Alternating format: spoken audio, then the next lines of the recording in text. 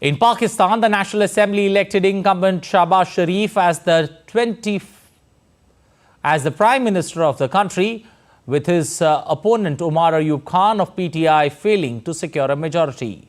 Despite allegations of pre-poll rigging and military interference, PLMN and PPP caretaker government is set to return to avert another economic crisis.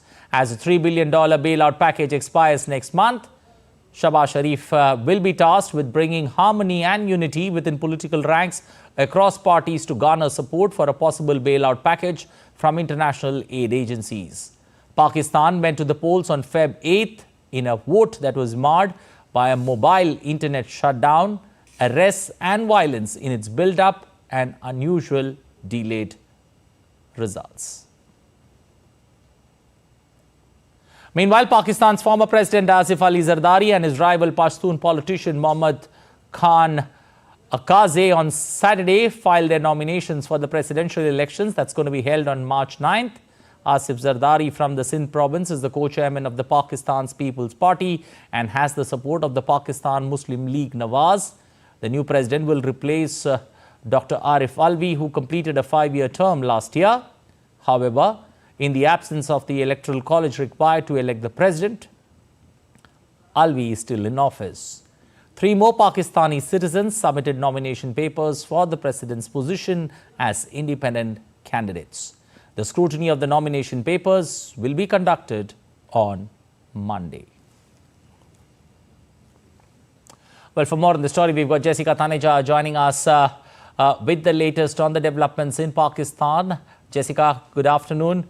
Jessica, how does one see this development that's taken place, especially with regards to Shahbaz Sharif getting a second term?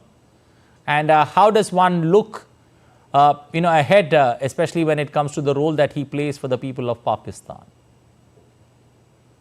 Well, the previous caretaker government of Pakistan pretty much remains in place. However, we don't know who gets the new minister portfolios. It is likely that the finance minister would continue because the primary task ahead for the new government that's going to take charge would be to bring in some economic stability, of course, while working to bring out some political stability as well, while talking to parties across the board and uniting them, especially when the country is in a situation like this. Now, talking about Shahbaz Sharif, he comes with a set of experience. His election was already premeditated and it was understood that he will take charge.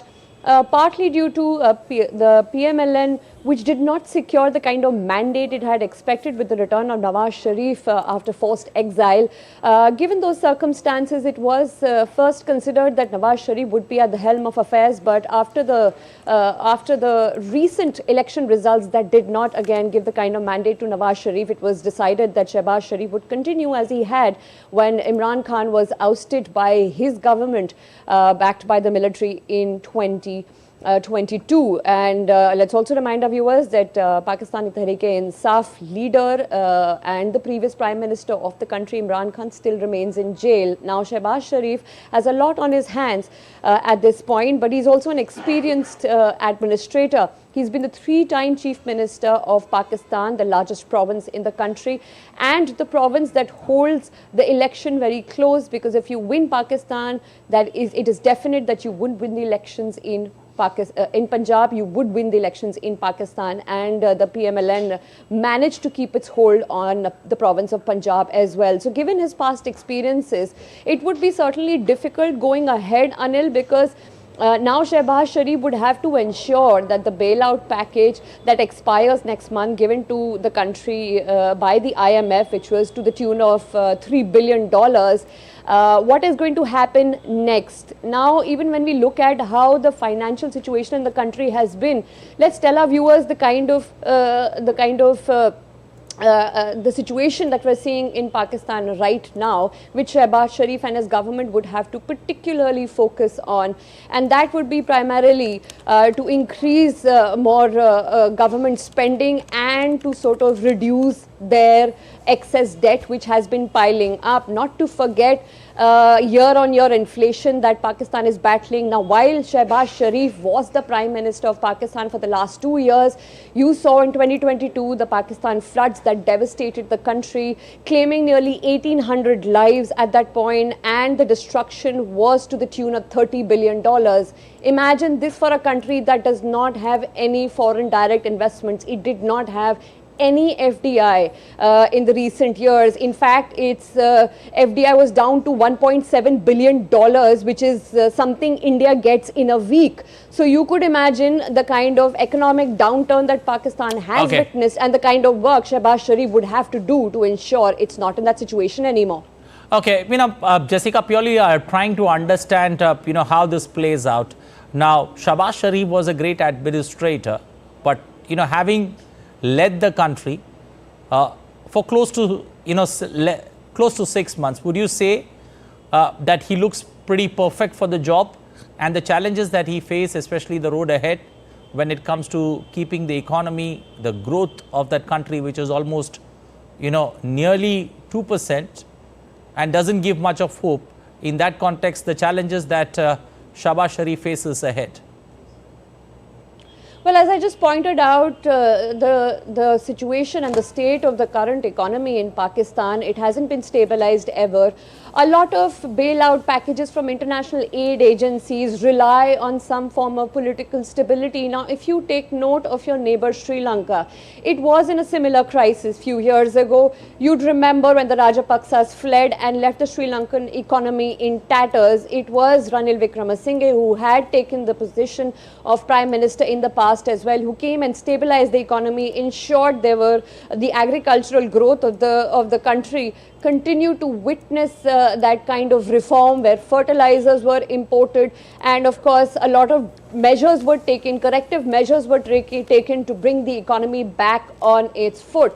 Now, with Pakistan moving ahead, as I pointed out earlier as well, with foreign direct investments almost on the brink of collapse, if you look at the banking sector of the country and also the telecom sector, it is dominated by foreign investors. So, of course, things are not looking great at this point. And for the government to be able to reduce its debt, the kind of spending it will require could also take them to consider looking at national assets as well. So, given all of this, liquidating certain national assets, and that would be a challenge ahead for this government to bring on some economic relief if the international aid agencies don't step in to help Pakistan recover. But with that said, it will also need kind of harmony and a political unity, but because one should be reminded of the fact that there are still 89 seats in that National Assembly that are held by Pakistan Tehreek-e-Insaf backed independent candidates. So that would certainly be a challenge, and the only thing this country doesn't need right now is another political uprising. Okay, Jessica, having said that, now looking at Omar Ayub, the candidate who challenged Shehbaz Sharif in this, in this race to become the Prime Minister, how do you see his challenge and the role that he has to play, the larger role that he has to play in the days to come? Well, now as the leader of opposition, and if in the National Assembly of Pakistan, he will have a lot on his, he will have his plate full, because his leader, Imran Khan, who is now in jail for various corruption charges, including his wife. And if you recall, many PTI main candidates were also jailed or were in hiding because of the kind of political landscape that Pakistan is witnessing right now. Of course, completely controlled by military in the backdrop, and so is this election result. But at this point, with Omar Ayub Khan is an interesting choice that Imran Khan has put forth. If you recall, before the elections, when most of the PTI leaders were being poached or in hiding, and that is the reason you recall they were running their campaigns as independents and not under the banner of Pakistan Tehreek-e-Insaf, which is Imran Khan's party. That's because the Election Commission, of course, had banned these candidates to fight that election. So Omar Ayub Khan had a lot to do in that as well. And the crucial role now he plays is to prevent the PMLN and the PPP coalition to sort of continue with doing, continue to have that hold on the country, knowing the fact that this is a decision by the military and not by the electorate of Pakistan. But for Omar Ayub Khan, who's a grandson of who's the grandson of the former military dictator of the country, the first ever Ayub Khan, who almost ruled for 10 years, it's a bit of a colorful history there, because his father, who also served as an officer in the army, later went on to join the PMLN, and also including Omar Ayub Khan, who also was with the PMLN till 2018, and he officially switched sides to join Imran Khan's party. And the reason he survived to become the leader of the opposition, or even the face of Pakistan, or the Pakistan Prime Minister face for PTI, is because while everybody abandoned Imran Khan during the time of arrests and targeting, it was only him who stuck around and showed his mettle. So he would have a lot to do, and certainly the most trusted candidate that Pakistan's Tehreek-e-Insaf party would have.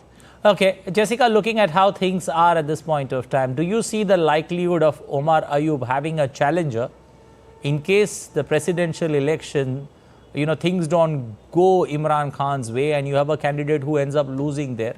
Is there a likelihood of, picking between the two, to be the leader of opposition in the National Assembly? Well, so far, Omar Ayub Khan will remain the leader of opposition in the National Assembly, and that has been the unanimous decision. And the party decisions, of course, dictated by Imran Khan at this point, even though the election result hasn't been mandated under the PTI banner. But it's important and significant to understand the growth of Omar Ayub Khan, who, as I pointed out earlier, was part of the same establishment, which was, of course, being puppeted by the military, PMLN, and then the PTI again when it got elected in 2020. He is a strong candidate, but certainly the most trusted one that Pakistan Tehreek-e-Insaf has at this point, because most of the leaders are either in hiding or being poached or targeted, or do not want to outrightly support the PTI, which doesn't clearly have the backing from the military. So he would have a lot to do, but certainly he's the only force to reckon with in the PTI at this point.